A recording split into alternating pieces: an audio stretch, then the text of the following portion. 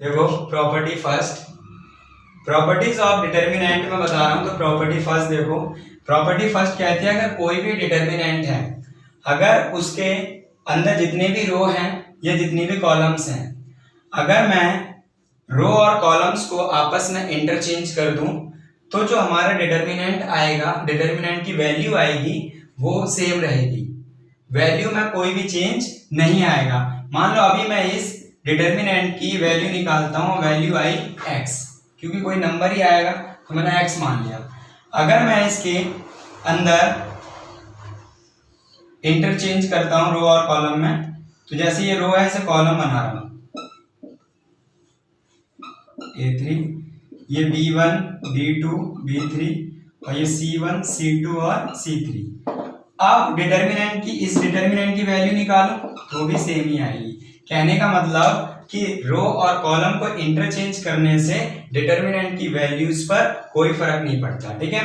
अब property number 2, property 2 में क्या करते हैं कि मान लो कोई भी डिटर्मिनेंट है, कोई भी डिटर्मिनेंट है, अगर हम उस डिटर्मिनेंट में किन्हीं भी दो रो को या दो कॉलम को आपस में इंटरचेंज करते हैं तो जो डिटर्मिनेंट है वो नेगेटिव हो जाता है। जैसे यहाँ पर मैं एक एग्जांपल ले लूं, जैसे यहाँ A1 A2 A3 B1 B2 B3 और यहाँ C1 C2 C3, ये कोई डिटर्मिनेंट है। अब मैंने क्या बोला, प्रॉपर्टी 2 कहती है अगर आप किन्हीं भी दो रो को आपस में इंटरचेंज करते हो या किन्हीं भी दो कॉलम्स को आपस में इंटरचेंज करते हो तो आपका डिटर्मिनेंट नेगेटिव हो जाता है। जैसे मान लो मैं इस R1 को R2 की जगह रख दूं और R2 को R1 की जगह, मैं इनको इंटरचेंज कर रहा हूं।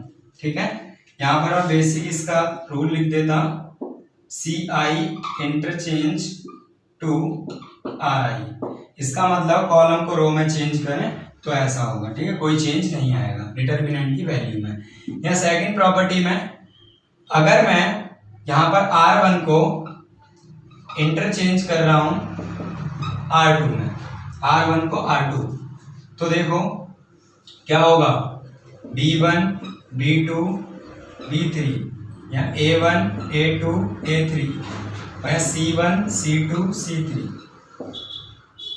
अब मैंने बताया कि कोई ये डिटर्मिनेंट है, अगर आपने यहाँ पर रो को इंटरचेंज किया, मान लो ये रो यहाँ पहुंचा दी और ये यहाँ, देखो तो क्या होगा, ये जो डिटर्मिनेंट है ये नेगेटिव हो जाएगा। ठीक है। और ये ऐसा आपने रो में किया है, आप कॉलम में भी कर सकते थे। मान लो आप C1 को C2 की जगह रख दो और C2 को C1 की जगह, तो भी आपके जो डिटर्मिनेंट है वो नेगेटिव हो जाएगा। ठीक है। अब थर्ड प्रॉपर्टी देखो, यहीं पर लिख देता हूं। देखो थर्ड प्रॉपर्टी क्या है, थर्ड प्रॉपर्टी में बोला गया है कि अगर कोई भी डिटर्मिनेंट है, कोई भी डिटर्मिनेंट है, अगर उसमें कोई भी दो रो या कोई भी दो कॉलम आइडेंटिकल है, आइडेंटिकल का मतलब है कि उनकी वैल्यूज सेम है। जैसे यहां मैंने लिखा 1 2 3 और 4 5 6 और यहां लिख दिया 1 2 3।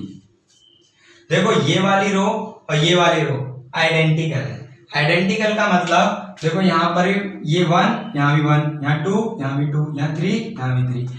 तो कहने का मतलब अगर कोई भी हमारा डिटर्मिनेंट है, अगर उसमें कोई भी दो रो या कोई भी दो कॉलम क्या है, आइडेंटिकल है, आइडेंटिकल का मतलब है सेम है, तो उनकी उस डिटर्मिनेंट की जो वैल्यू होगी वो वैल्यू 0 होगी। याद रखना, इस बात को याद रखना कि अगर कोई भी डिटर्मिनेंट है, अगर उस डिटर्मिनेंट की कोई भी दो रो, कोई भी दो या कोई भी दो कॉलम आइडेंटिकल हैं तो उनके उस डिटर्मिनेंट की वैल्यू 0 होती है। ठीक है। अब देखो प्रॉपर्टी नंबर 4।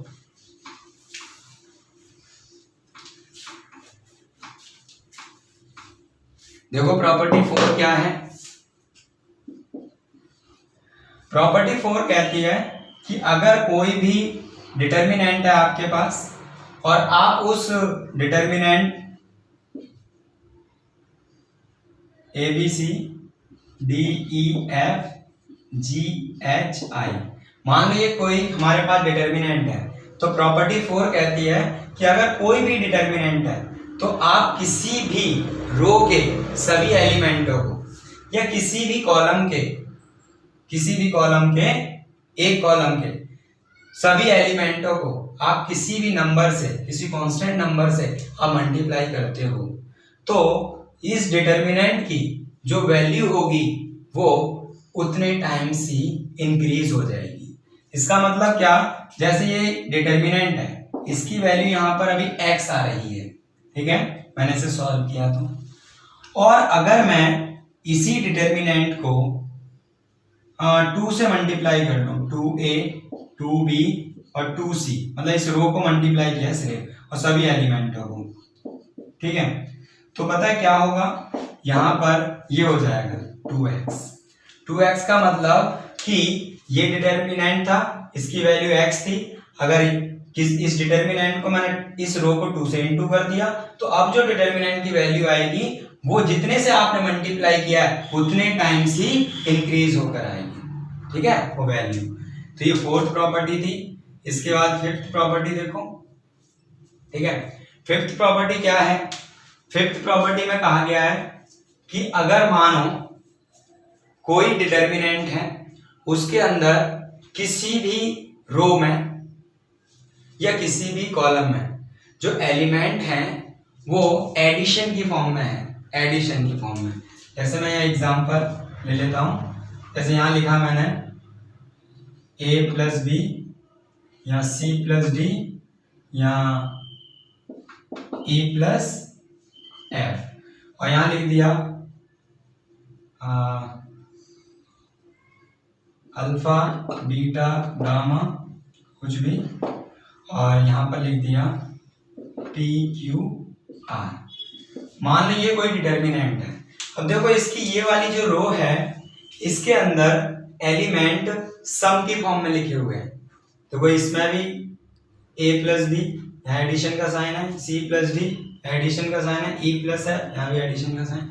इसका मतलब कोई भी डिटर्मिनेंट है, उसकी कोई भी रो या कोई भी कॉलम, चाहे ये हो चाहे ये हो चाहे ये, या फिर ये कॉलम हो या ये कॉलम हो या ये कॉलम, कोई भी कॉलम हो, अगर उसके अंदर जो एलिमेंट हैं वो एडिशन की फॉर्म में है किसी भी रो के, तो उस डिटर्मिनेंट को हम सेपरेट करके भी लिख सकते हैं इस तरीके से, a c e alpha beta gamma p q r, फिर प्लस, मतलब एडिशन की फॉर्म में लिख सकते हैं सेपरेट करके। यहाँ पर लिखेंगे फिर b d f, मैं लिख देंगे alpha beta gamma p q r, इस तरीके से हम लिख सकते हैं। तो मैंने क्या बोला कि कोई भी डिटर्मिनेंट है, अगर उस किसी भी रो के अंदर या किसी कॉलम के अंदर एलिमेंट एडिशन सम की फॉर्म में है, तो उन्हें हम सेपरेट करके दो डिटर्मिनेंट, अगर यहाँ पर एक और एलिमेंट होता तीसरा भी, तो 3 डिटर्मिनेंट में एडिशन की फॉर्म में हम लिख देते, ठीक है। तो आप इस बात को याद रखना। ये थी फिफ्थ प्रॉपर्टी। इसके बाद आती है प्रॉपर्टी 6। देखो 6th प्रॉपर्टी क्या कहती है, यहां पर मैंने लिख दिया alpha beta gamma A B C P Q R. मान लो ये कोई डिटर्मिनेंट है। 6th प्रॉपर्टी कहती है कि अगर आप किसी भी रो के एलिमेंटों को, किसी भी रो के एलिमेंटों को आप किसी भी कांस्टेंट से, मतलब किसी भी कांस्टेंट का मतलब अगर आप किसी भी रो के एलिमेंटों को एक किसी डिजिट से, किसी कांस्टेंट से मल्टीप्लाई कर रहे हो, तो सभी को उसी से करना। ऐसा नहीं इसको 5 से कर रहे हो, इसको 2 से, इसको 3 से, ऐसा नहीं। अगर इससे को आप 5 से कर रहे हो तो सभी को आपको 5 से ही मल्टीप्लाई करना है। तो इसमें क्या बोलते हैं 6th प्रॉपर्टी, कि अगर आप किसी भी डिटर्मिनेंट के किसी भी रो के सभी एलिमेंटों को आप किसी एक नंबर से, एक कांस्टेंट से मल्टीप्लाई करते हो, और फिर आप उसे किसी दूसरे रो में या दूसरे कॉलम में आप ऐड करते हो तो उस डिटर्मिनेंट के वैल्यूज पर कोई फर्क नहीं पड़ेगा, मतलब कोई चेंज नहीं आएगा। जैसे मान लो मैं चेंज लाना चाहता हूं इस वाली रो में, मैं R2 में चेंज लाना चाहता हूं, चेंज R2 चेंज टू, यहां लिखूंगा R2 प्लस मैं चाहता हूं कि इस पहली रो को एक कांस्टेंट से मल्टीप्लाई कर लो। कांस्टेंट क्या है वो k, और मैंने मल्टीप्लाई k का मतलब यहाँ 2 मान लिया, 2 से इंटू कर लिया, और ये कौन सी रो है R1। तो आप ऐसा कर सकते हो। और तो आपने अगर ऐसा किया तो ये डिटर्मिनेंट बन जाएगा अल्फा बीटा गामा, ये तो ऐसे रहेगा। इसमें चेंज लाना है तो R2 प्लस 2R1, तो इसका मतलब है R2 क्या है a और ये क्या है 2 अल्फा, तो यहाँ लिखेंगे a प्लस 2 अल्फा, और यहाँ पर लिखेंगे b प्लस 2 बीटा, और यहाँ पर लिखेंगे c प्लस 2 गामा, और ये p q r as it is. तो अब एक बात बता दूं, आपने इस वाली रो में चेंज लेके आए, आपने इस रो को चेंज किया, ठीक है, तो ये डिटर्मिनेंट मिला हमें। इससे जो वैल्यू आएगी, इससे जो वैल्यू आएगी, और बिना चेंज के अगर इसे एक्सपेंड करते और अभी यहाँ जो वैल्यू आती वो सेम ही आती।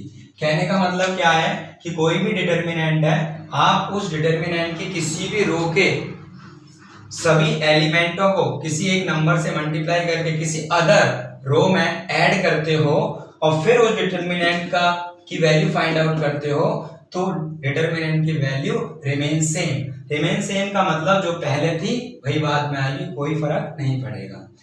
लेकिन एक बात बता दूं मैं यहाँ पर, जैसे आप इस वाली प्रॉपर्टी को एक स्टेप में मतलब एक स्टेप है, तो ऐसी ये जो प्रॉपर्टी है इसको आप दो जगह अप्लाई कर सकते हो। जैसे मैंने यहाँ पर R2 में अप्लाई करा, ठीक है, आप इसको और चेंज R2 में लाना चाहते हो।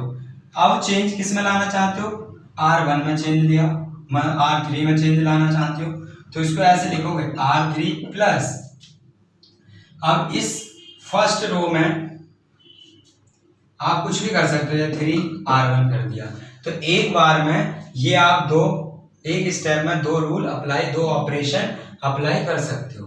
लेकिन याद रहे कि इसमें चेंज लेके आए हो आप, पहले आपने किसमें चेंज लाया R2 में, ठीक है, तो आप दूसरी ऑपरेशन लगाना चाहते हो इसी में, तो यहाँ पर R2 के साथ R2 नहीं लिख सकते। यहाँ पर देखो, इसमें चेंज लेके आए थे हम R1 के अकॉर्डिंग, फिर आप चेंज लाना चाहते हो R3 में, तो इसी के अकॉर्डिंग चेंज लेकर आओगे, R1 के अकॉर्डिंग। ऐसा नहीं है कि इसमें चेंज लेकर आना चाहते हो वो भी R2 के अकॉर्डिंग, ऐसा नहीं हो सकता, ठीक है, याद रखना। तो ये 6 प्रॉपर्टी थी आज की क्लास में। तो ये 4.2 का इंट्रोडक्शन था। पूरी 4.2 की जो एक्सरसाइज है वो इन 6 प्रॉपर्टीज पे ही डिपेंड है, इनके अलावा कोई अदर प्रॉपर्टी यूज नहीं होगी, पूरी एक्सरसाइज कंप्लीट हो जाएगी। तो मैं 4.2 एक्सरसाइज के जितने भी क्वेश्चन होने 1 by 1 सॉल्व करके आपको बताऊंगा, तो आप इतना समझ लीजिए आज के लिए।